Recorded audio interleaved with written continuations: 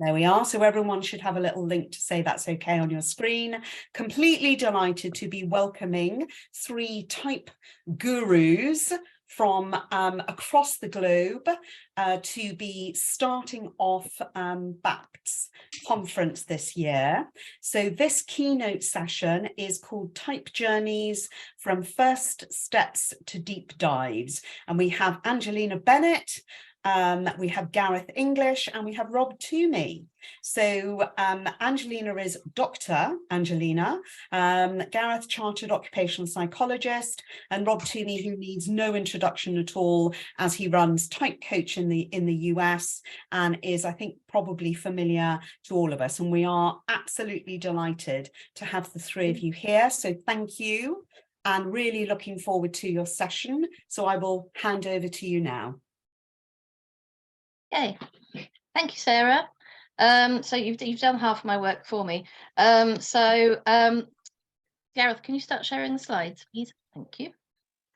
So, Type Journeys from First Steps to Deep Dives. So this is very much a presentation of 2 halves with 3 of us in it. So that's going to be interesting. So just to give a bit more context who we are. Gareth, next slide, please. I feel like that guy on the COVID news. Okay, so Gareth and I together run Type Pro, which is a type training company. And as Sarah said, Rob runs Type Coach, which produces the Type Coach verifier instrument. And we've collaborated for several years together now, which is why we're all here together. So our training uses Rob's tool as the basis for the training. So that's how we all came to work together. So we've worked together for several years. And my part in this, I'm very much the linchpin at the moment in this presentation, because I'm working with Gareth on the project of first steps. So thinking about how people get their first steps into type, which he's going to talk about. And I'm also working with Rob about how people can take that deeper dive and continue their type journey. So I'm sort of in the middle of both these projects. So Gareth, do you want the next slide, please? So what inspired myself and Gareth to start looking at people taking their first steps was actually Rob's presentation from, I think, last year, where he was talking about how many people, now that you can access type online, how many people are taking type instruments, and it's absolutely sort of exponentially. Don't know if you're a mathematician, don't hold me on that, but very quickly, a rapid curve in people taking type instruments, as you can see there. Gareth, next slide, please. And these were some of the stats he put up. So these are a couple of years old now, but from the Truity site, there were like over a million people taking the test, as they call it, in 30 days. And then the next slide, please, Gareth. And then this is the 16 personalities one, which is very popular, whatever your view might be. And again, millions of people taking this every day. Our concern, though, was what do they then do with it? So they take the assessment, they get their type description, they go, wow, that really sounds like me. And that's the end of it. So we've been working to try and add something a little bit more to people who are on their type journey. So Gareth will talk about that. But what really struck me about this slide here that Rob showed last year was it's so incredible to be finally understood is their like strap line. So it's that idea of like people wanting to feel like they belong. So we are actually going to talk about how type helps with belonging and balance. Okay, so Gareth, next slide. I think I'm over to you now, am I? Oh no, hang on, I'll tell you what. Right, this is the plan, right? But I am working with 2 ENTPs. So this is what they told me they were going to do. We'll see what happens. So can you click, Gareth? So keep clicking. Part one will be the quest for belonging. So Gareth's going to take us through this, talking about what attracts people to type. Do they or do they not continue the journey? What are the options there? And how could this be more valuable for them? And then we're going to have a breakout room in between for some discussion. And then I'll be handing over to Rob, who'll be talking about balance. How can people use type to become more effective? Because effectiveness essentially does come from being able to have a good balance within our functions. So that's the plan. As I said, 2 ENTPs, let's see what they come up with. So I'm going to hand over now to Gareth. Thanks so much, Angelina. Angelina will be back. You can think of Angelina as our leader and myself and Rob as deputy leaders. It's useful to have two in case one of us has to resign for one reason or another today. That's very, very hot off the press news there, Gareth. Good I don't know if everyone's caught up with that. 3 people in the room there. Excellent. So what I'm going to talk about a little bit is this notion about what is attracting people to type. And so I'm going to draw from some consumer psychology stuff to think about what attracts people to products, services, ideas, things, companies in the first place. So I'm going to look at an idea which is all about what are the human drives. So what are the universal drives in all human beings? And this is drawn and kind of built upon some work by Lawrence and Noria. They have a brilliant book called Driven, if you find these ideas interesting. I'll run through it relatively swiftly, but for me, the fundamental human drive, the very first one, is that to protect, to defend ourselves, to ensure that we can, if you like, survive to make it through to tomorrow. Now, if you take this back to, very early humans, you can imagine that, of course, the most important thing for any of them to do was to make it through the day. There's no point thinking about anything else if some great big saber-toothed tiger comes and takes you out. And we see this in modern humans. Modern humans are risk averse. We're far more likely to avoid risking losing things than we are to find it interesting to get things. So, for example, finding £5 makes you feel good, but losing £5 makes you feel a lot worse. So the first drive is to protect, to make it through today. Once we've made it through today, you can think about those early humans. Well, the next thing they want to do is ensure that they had enough resources to make it through tomorrow and the day after. Any day that I can build up more of those resources is better for me. And that's exactly the same for modern humans. People fundamentally seek out to acquire more things. Now, that drive will be stronger or weaker in different people, but of course, the resources that we're looking at have significantly changed. It's no longer about, do I have enough berries? Do I have enough saber-toothed tiger skins to make it through the winter? But instead, we use other symbols and signs of that ability to acquire things. So wealth, fundamentally, money, is the opportunity to achieve and acquire other resources in the future. The third fundamental human drive is that to bond. Now, again, thinking back to very early humans, what they discovered is that they could defend themselves more effectively if they worked together. What they discovered is that they could acquire more resources and look after themselves in the future better if they worked together. So the drive to connect with other people became increasingly important, to know, to be known, to trust other people, to form a group. And the final drive is that to learn, which is to be able to predict what is going to happen in the future. So you can imagine, again, for those very early humans, this drive is all about, well, can I predict when do the wildebeest come wandering past? When does it start to get really, really cold? The more I can gain an understanding of this, the better. And so you look at, very early humans are often doing all sorts of interesting things in terms of studying the sky and the weather in order to predict when the seasons will come, what is going to happen. Super important for them. But think of this as something of a hierarchy in here, because of course, being able to predict when winter is coming is not particularly important to me if I'm currently running away from a saber-toothed tiger. So that protect drive is going to be more fundamental. So, of course, different services products will appeal to these different drives. So we can start thinking about is where type will come into this. So here are various products and services then that might be appealing to these different drives. So we can see there we've got, the notion of insurance coming in there. So insurance is basically about me making a small loss in order to avoid larger losses potentially in the future. We can see, Dettol, whole notion about, antibacterial sprays and wipes and washes. We'll be sold on the notion that we live in a terrifying and dangerous world, and only certain products or services will be able to survive and to help us with that. Then we have, organisations like the Metropolitan Police working together for a safer London. And you can see how sometimes people's general mission might be a bit lost in how they end up executing that. And we have Raquel Welch there, just to remind us this is all about early humans and the need to protect ourselves, and a homage to her, of course.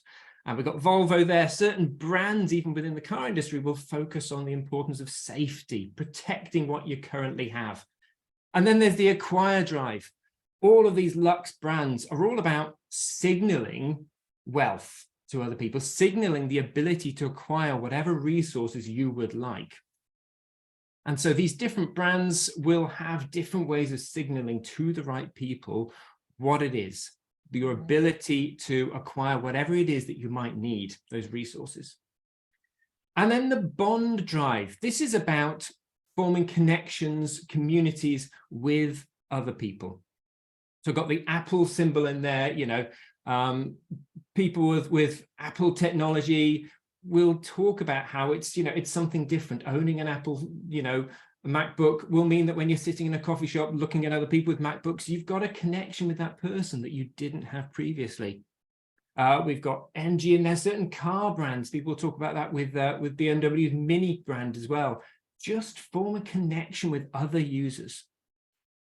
We have my daughter there with her Wales stamp on her cheek going off to the rugby. Anyone who's been to a sports match knows that, you know, you have a whole bunch of people who go along there who wear very, very similar, identical clothes and colors in order to feel part of something. There's something interesting in the bond drive, which is about giving up some of that individuality in return for feeling a part of something else. And then we have the learn drive, loads of different product services are about feeding into our desire to understand, to predict what is going to happen in the future. So for me, I don't see in the type world having enormous play into the protect and acquire bonds, to be honest. I sometimes see some people talking about the acquire bond and you know, picking up new skills in order to move on in their careers and things like this. To be honest, what I see mostly is the bond and learn drives. It's about the connection that you make with other people. And there's something very interesting about, you know, about most subgroups, most communities will have some kind of lingo, some kind of language of their own that lets you know who's in and who's not. So if you take, you know, Cockney rhyming slang, for those of you familiar with it, a brilliant example of you have essentially a series of code words that you can use in order to indicate who understands and is part of our gang and who is not. And so, of course, personality type, for those who've never come across it, so, oh, that's that thing about the 4 letters. I don't know what anyone's talking about there. So one of the things you're getting, I feel, when you come into the type community very early on, is just an understanding of what is this thing that people have been talking about? What's this secret language that people have? And then beyond that, of course, so you start forming the connection with all the other people who know about type. And then when you have sub-communities within that, you know, I'm an ENTP, I will therefore find a connection with other ENTPs that may not have existed because we're both thinking about things in the same way. And of course, that learn drive as well is absolutely huge. The desire to understand myself, to understand others, all of that emotional intelligence side of things, and to be able to predict what other people might do. Super important, therefore, for coming back into the bond drive as well.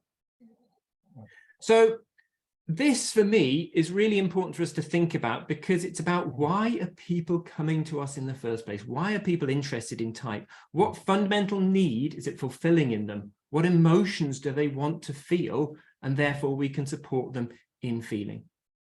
So what happens then, in my experience, is that, you know, when people do start coming across the notion of type, there are various points in which they're going to fall off. Now, Rob's going to build on this a lot more, but, you know, if we think about this kind of first area, many people will fall off just at the notion of getting 4 letters. So, well, someone told me that I'm an ENTP and that's fine.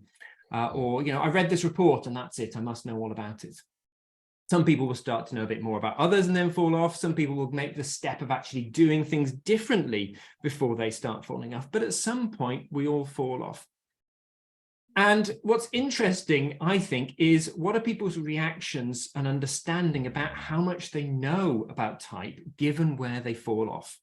So there's this temptation when, you know, people have found out their 4 letters to believe, well, that's it. I know all about that then. I've read this 2-page report. That's all there is to know about ENTPs, and that's therefore all there is to know about personality type at all. So one of the things Rob's going to be building on, and we'll touch on a little bit more, is how do we get people to understand this growth, what is possible beyond that? So nobody knows this stuff better than me. Nobody knows more about taxes than I do, and income than I do. Nobody knows more about construction than I do. Nobody knows more about campaign finance than I do. Nobody knows consultants better than me. I know more about... So I'll pause that there because it goes on for 4 minutes with an option for an additional 4 minutes should you really like it at the end. What we're going to think about is something called the Dunning-Kruger effect. Now, some of you may have come across this previously. Some of you may have heard a little bit about it and therefore assume that you know everything that I'm going to say, because that's the principle of the Dunning-Kruger effect. Now, I've just kind of got this kind of basic picture up here, which is the one that's on the internet a lot, which actually isn't really what the Dunning-Kruger effect is about. What the Dunning-Kruger effect says is that what will often happen is that when we know a little bit about something, we'll assume that we know much more than we do. So it's not that I'll be more confident than experts are in their abilities, but I'll be way more confident than I should be in my abilities about this. So we can see from our graphs at the pink line, when I don't know very much, I'm actually thinking my perceived ability is not bad at all. My perceived ability will be better when I know more. And this is interesting because we start getting into some of the imposter syndrome parts where people who know a lot about something actually might be a bit less confident in their abilities. So key principle of the Dunning-Kruger effect is realizing that when people have a little bit of information, they'll often be overconfident in their abilities. It's not that they'll know more than everybody, but they will think they know more than they do. Or, which I absolutely love this, what can be thought of in graph terms as Mount Stupid. Our willingness to talk about a topic versus our knowledge in the topic, there's a certain point where people believe that they know a lot more than they do. So how do we do about that? What can we think? Well, we're going to touch a little bit on, some of the things that Angelina and I have been working on with the superpowers on the left there, some of the things that Rob has been working on for a long time with his coaching development for people around type. How do we get people to think about and to realize how much more there is than whatever is the 4 letters that they come across or the report that they've read, understanding that is the beginning of a journey, not the end of it? Here's the way I like to think about this. This is the Bodleian Library in Oxford. It is a copyright library, so they aim to have a copy of everything somewhere that has been ever written and published. That means that they have to add 3.3 kilometers of shelving every single year to make up for all those new books, which is 2 miles for those of you who are still working in old money.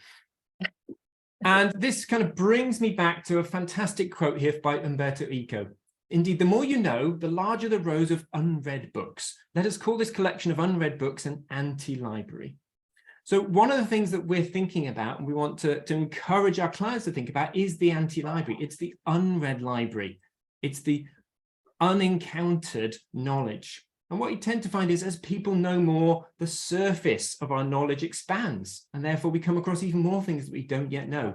When that circle is much smaller at the beginning point of learning, well, at that point, we may think that we're pretty much there for everything that we know. And speaking of being pretty much there for everything that you know, I'm going to be handing back to Angelina now.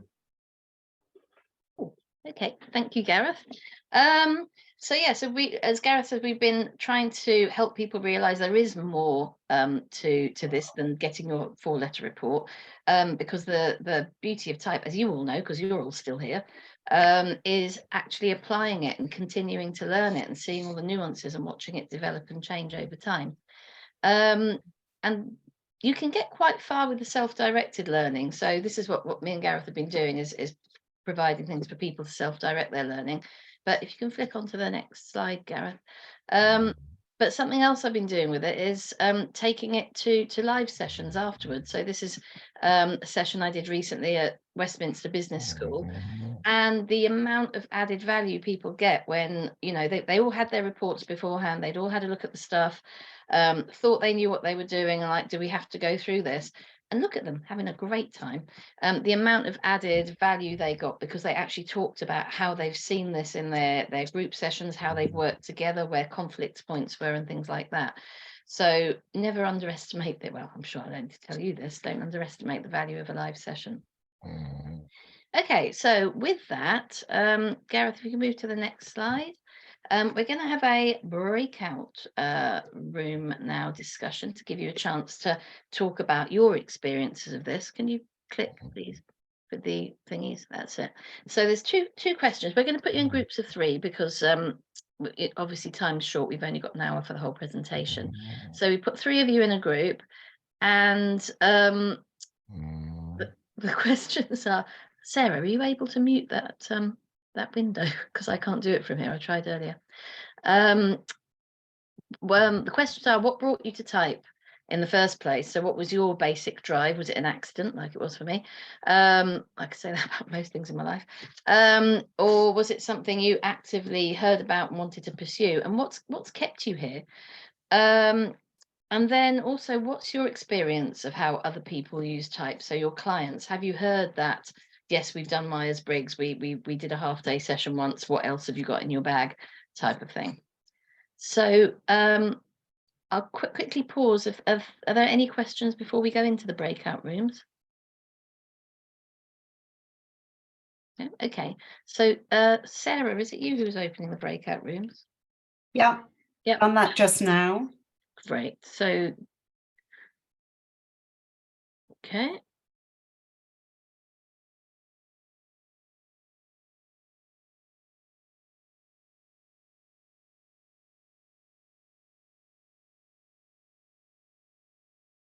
How long are they in the breakout rooms for, Angelina? It was 10 minutes, I think we put. Okay. And we're pretty much on time.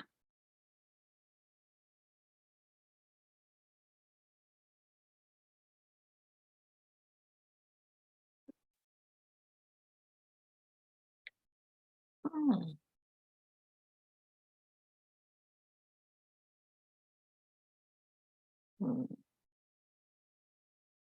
Thank you for muting that window, Sarah.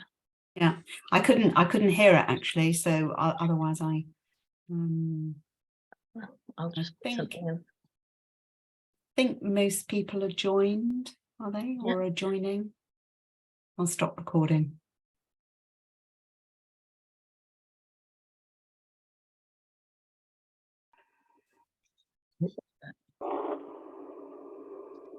Okay, so thanks for coming back, everybody. Obviously, with lots of people in the room and lots of groups, we can't really sort of hear from everybody. But did anyone have anything significant to share that's relevant to the whole group, or anything you want to drop into the chat? Okay. Great. Well, in that case, I'm going to hand over to Rob Toomey, who, as I said, we've been. Oh, Sarah, yes. Sharon's got a hand up. Sharon Lavoy. Oh, hello, Sharon. Thanks for your nice message on LinkedIn. Sorry about that. So one things that I was saying was that unless we have that we go back and apply it and make it a part of integrating it into their everyday life, both home and work, it can't just be one arena or the other. It doesn't become part of their DNA. So, and we don't want to certainly treat people like they're in a petri dish. So, on a curiosity, and then making sure they see applications in both aspects, and then we continuously refer back to it, so they remember it and they utilize it. Yeah, that's about it, right? Embedding it into life, as most people here will have done. And Catherine Hirsch has put talks about helping us to find our tribe. So it has got that sort of belonging aspect, and very much goes with Gareth's idea of, you're willing to give up a bit of, I can't remember who said individuality or something, to have that sense of belonging. And Elizabeth, looking forward to Gareth's sessions. They were talking about neurodiversity in relation to this as well. And Catherine talked about when people light up when they know their own pattern. They do. It's really enlightening. And Sue, helping us not to feel less than. Yeah, like less than. Scottish feel to that one.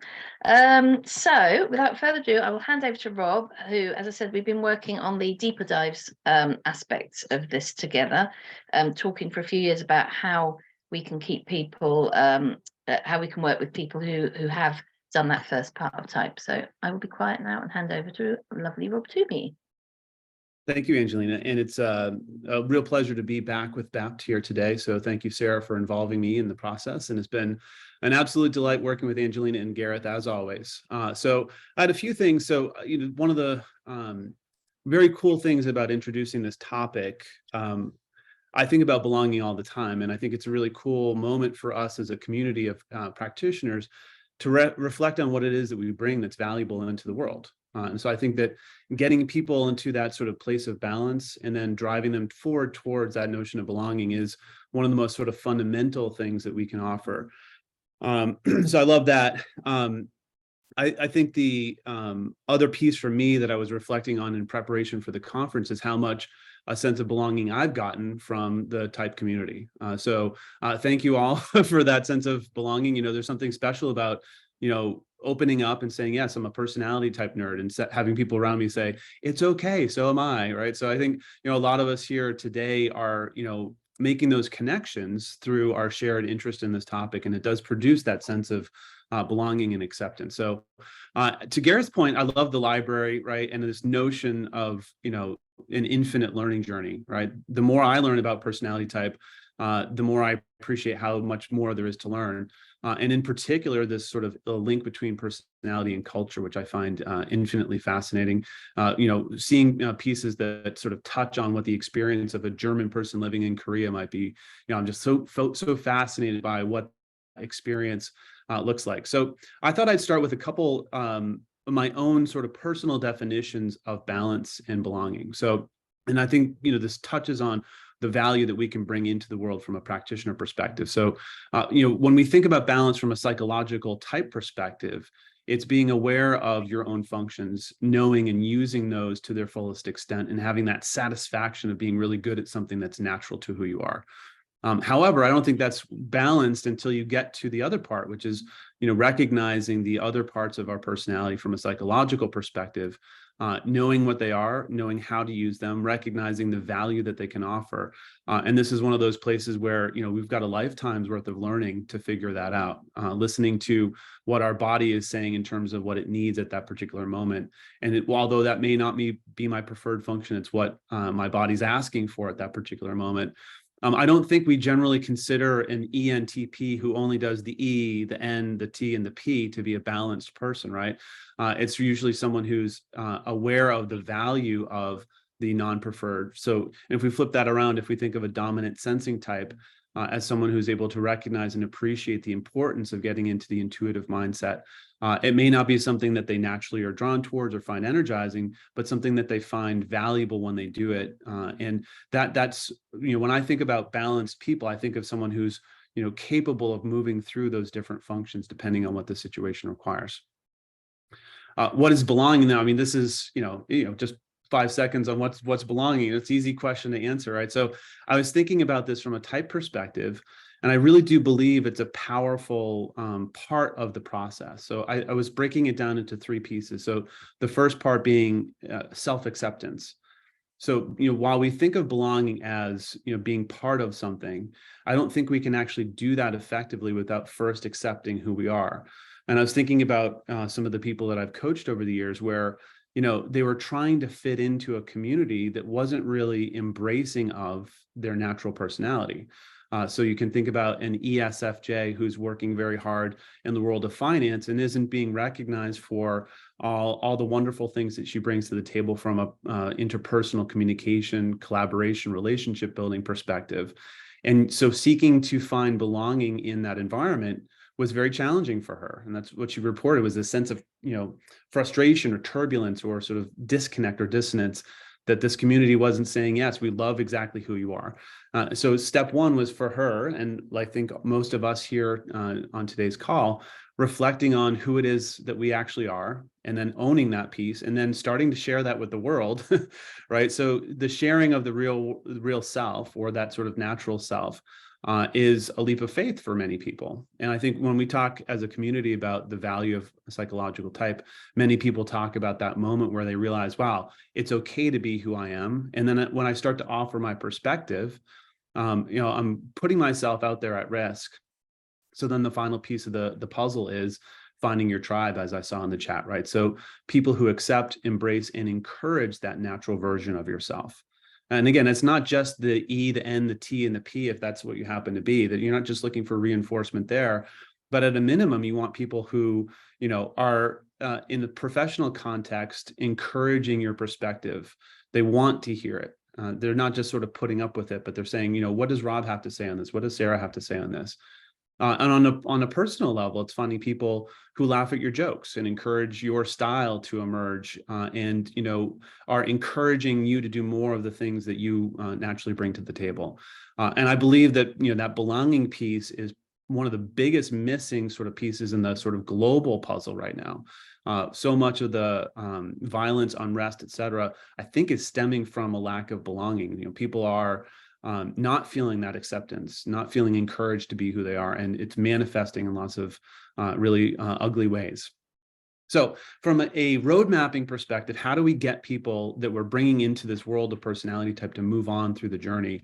And the goal being, first balance. I think that's the first part of the journey, and then ideally getting them into a belonging. And of course, for us, since we know that personality type has so much value to offer along the journey, ideally they're going to become masterful on this topic, right? So how do we get them to go past that 4-letter code and just hit the stop sign? And we've had so many clients say, "Oh, we used to do personality type in the past, but it didn't really do much for us. We've moved on." So they stopped at that first piece of the puzzle. So how do we get them to move past it? Well, certainly for me, I think they have to find utility in the actual information that we've given. So how can I use this practically speaking right away? And there are many of us here on the call who are so interested in the topic by nature that we've carried through. And we didn't really have a lot of utility. We found the utility perhaps secondary to our curiosity for the subject matter. But the vast majority of people that we meet out in the real world are looking for something that they can use. And if we don't satisfy that, they're not going to move on to the next piece, which is, now I've got a curiosity for more. When we reflect on our sort of most successful client engagements, it almost always hinges on at least getting to the 4 temperaments. So we've moved past the preferences. Which we always start with because it's the building blocks of personality. But if you can't get into something more past that, whether it's temperament or applications to stress or applications to change and transformation, we just don't have the same likelihood of long-term success with our clients. I mean, whether that's an individual or an organization, it's the same phenomenon. Ultimately, then we're going to get to, if we get past that sort of threshold, that balance concept I was touching on, which is I'm aware of my strengths. I'm able to sort of lean on people within my team or people in my life for the things that I'm not necessarily that good at, but I'm able to integrate some of those non-preferred elements. And ultimately, we're getting closer and closer to not only that state of belonging, but also we've really picked up a lot of really powerful information about personality type. And one of those sort of elements that I'm looking for is the fluency of the language, right? So they're talking about this years after they've been through the session because it became the way that they decoded their experience of interacting with others. And that to me is when we've really got someone who is capable of utilizing this on a regular basis. It's funny, I was thinking about one of my favorite quotes on this topic of belonging, self-acceptance in this journey. And many people, and if you go and you Google this quote, it's going to come up with for Carl Jung every single time, but it's actually Joseph Campbell who said, "The privilege of a lifetime is being who you are." And it's such a sort of simple thing to say, but ask yourself, how long did it take you before you felt comfortable showing to the people around you, both personally and professionally, your real self? The part of you that you can now sort of articulate and sort of, with confidence, most likely share it. It is a privilege, and it's not one that most people actually are provided during the course of their lifetime. So I feel empowered when, an INFJ or some less common to her team or his team person will come up to us in a workshop and say, "I feel like I'm heading in the right direction for understanding myself. I feel like you've unlocked a doorway for me to walk through to get to that better self-understanding, that self-acceptance," which is, for me, extremely exciting. Some of the major obstacles that we run into as touched on in the beginning, this belief that, all we needed to do as a team was to just get to the 4-letter codes, and we've done something.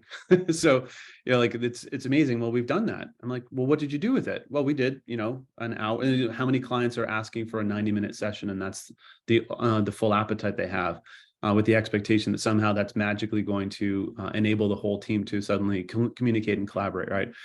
But I think one of the primary obstacles is that people don't know how to use it.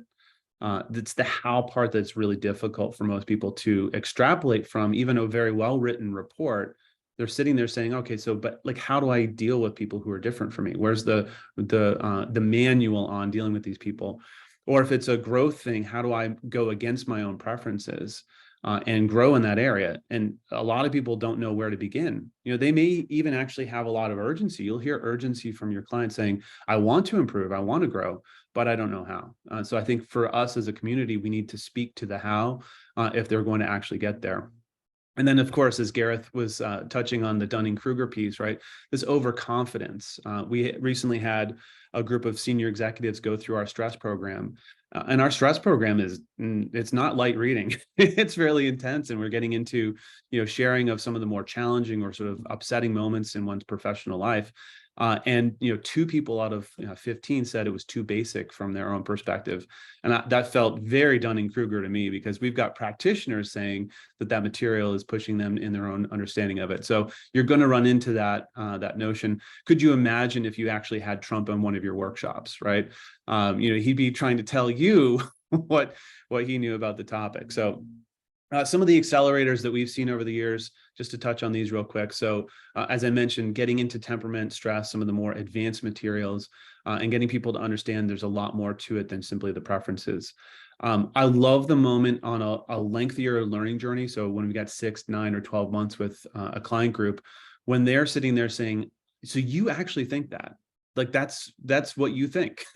And having that realization sink in of just how different people's perspectives can be from one another, whether it's them saying that about someone they're managing, or a peer that they're sitting there saying, we're looking at the same situation and you could not be providing a more different analysis than I would have.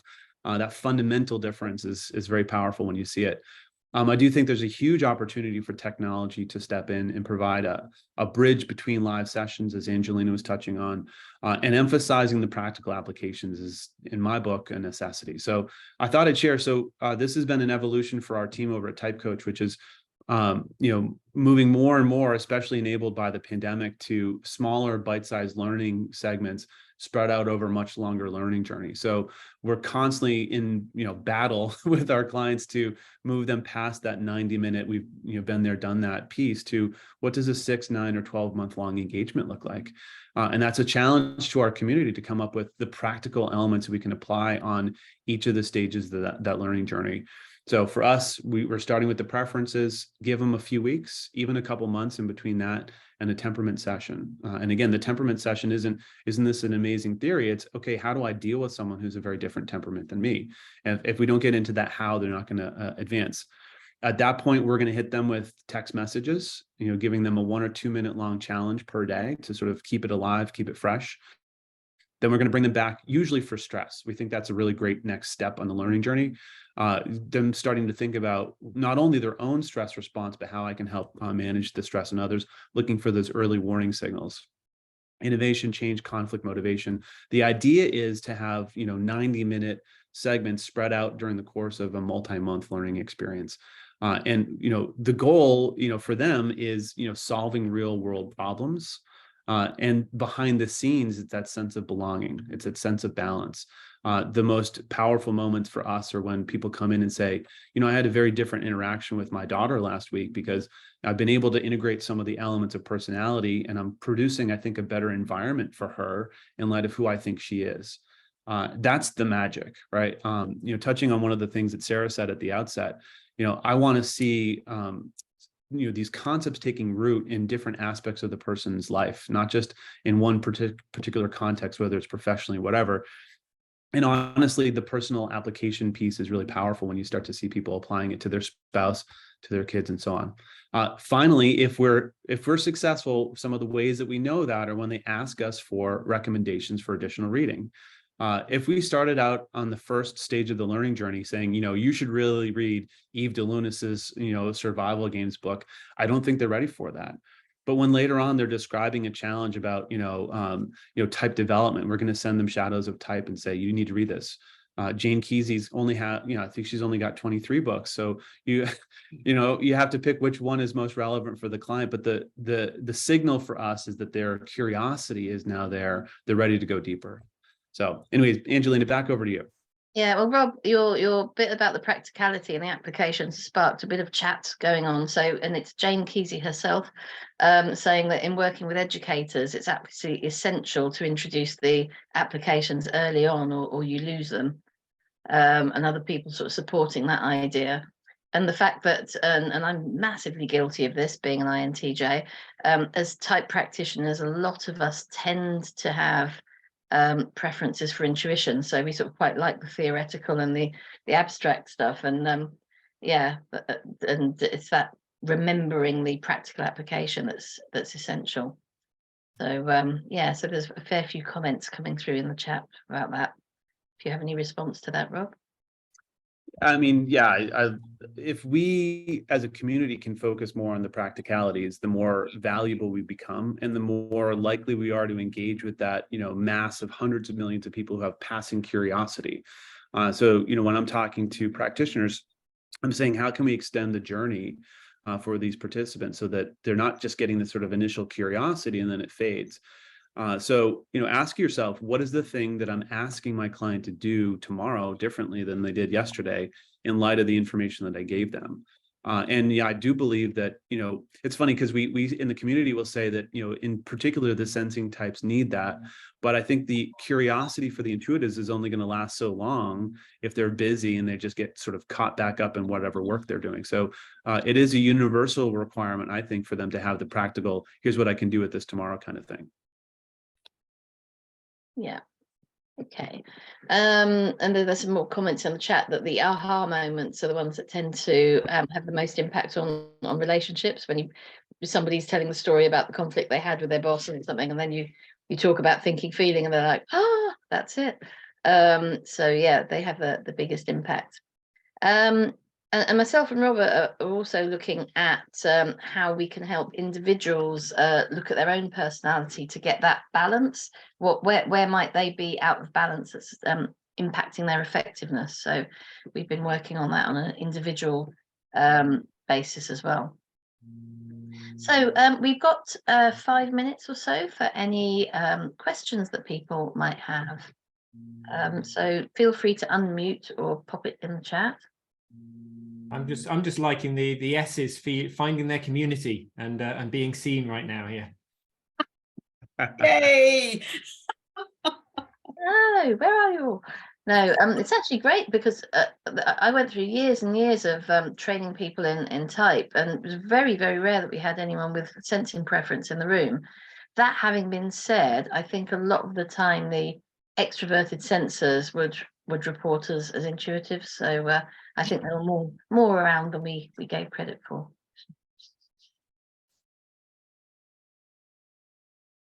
So any questions, comments? Right, you're all coming out now. So we've got all the S's are themselves in the chat. So if you want to find your fellow S to meet up with in the virtual bar later. Teresa has a question. Do you want to unmute Teresa? It was more of a contribution than a question. I recognise that people here are not coming from the career coaching perspective, but from my having had to think about my own personal journey in Catherine's introductory session. That was a major influence. The fact that not only did I came across the MBTI at business school, where it then helped me choose a career path, which had a huge influence on my life. And as I said, it just hasn't been mentioned here, but that's a very important part for me anyway. And that's actually what me and Gareth are working on. So we've got the superpowers bits that we're doing, so people can find their type, get a report, and it's quite career focused because we're both occupational psychologists. And then the superpowers sort of highlight what three potential talents you might have to bring to a workplace and how to actually develop those into talents. with a view to helping people find a career that suits them. So I think it's absolutely essential. I know Max was on this somewhere because I saw him. Has a good story. And there you are, Max has good stories about how it's helped him find his niche in career paths as well. We've had a lot of discussions about that. And Catherine, you have a question or comment, contribution? Yeah, it's just a question, and you probably don't know the answer because it's something I also struggle with, which is how do you get people to realise that you can't do type properly in like 2 hours? You know, you can do bits, and I do interaction styles in 2 hours, for example, but, you know, to really get the full benefit, you need days, you know, or a day and then another day months later. And as you described, Rob, I suppose, maybe you have answered it because the way you outlined your program, but I still struggle with convincing people, spend enough time on it. Susan Nash is probably quite good at that. I've tried using the sports metaphor, Catherine, with some teams, that an elite sports team will train for 5 days every week and compete for somewhere between 70 and 90 minutes in that week. So they spend almost all of their time getting better at stuff and far less time doing it. And I sometimes find that can unlock people's thinking about, yeah, we want to be an elite team. Maybe our elite team is worth spending more than 2 hours this year on developing our capabilities. Yeah, I love that, Gareth. Thank you. Good idea. Unless people hate sports, and then it absolutely kills the conversation. So, Sharon, I think you put your hand up. Yeah, thank you. So I have a lot of STJ clients, and I recently did a big team building session with the leadership from a manufacturing plant. And one of the things I did at the end, which I will use this from now on, it was just one of those last minute ideas, is I got them to take a look at their report and pick out 3 things that they felt like they were really strong at. And they each wrote them on a Post-it note and put them on this sheet. Then each person in the group had to acknowledge how they saw that person actually using that particular strength, and then what they valued about that person. And the best thing about it was all the compliments they got and all the acknowledgement they got was based on things that they like, based on ways that they are. And it achieved things for both sides. The people getting the compliments felt seen, and the people giving the compliments felt like they actually drilled down and saw the beautiful things that each person added to it. And I will tell you this, I had men in that class crying. They were tearing up. And ISTJ is going, you know, he felt, it was just amazing. It was so heartening to see each person's specific tailored response to that, both to and from. So just an idea in terms of thinking about how we can drill it down and make sure people feel seen and accepted. Yeah, and you're touching really beautifully on that belonging concept, right? To be recognized for what you bring, to be accepted and encouraged for it in that context. Back to Catherine's point, so I love getting them to feel it, Sharon. That's a great way to sort of keep the journey alive. I also think that it's really important to set the expectation right from the beginning that this is not a one and done. So any proposal that we do, even if the request is only for that 2-hour initial session, they're going to see the pricing and what the process looks like for the remainder. And then it's also really important to be pulling from them early on in the conversation some of the other things that you know you have in your portfolio that they're going to need later on. So are you feeling stressed? Oh yeah, the team's very stressed. Okay, well, we have a stress program. It just comes a little bit later in the learning journey. So you're setting the expectation from the beginning that they're going to have more things that they know they need. So they're not just getting that one and done element. Okay, so we're now on the hour. So thank you very much indeed, Rob Toomey, Gareth English, and Angelina Bennet. What a fantastic presentation and conversation and thoughts and so on. Just absolutely brilliant. Thank you.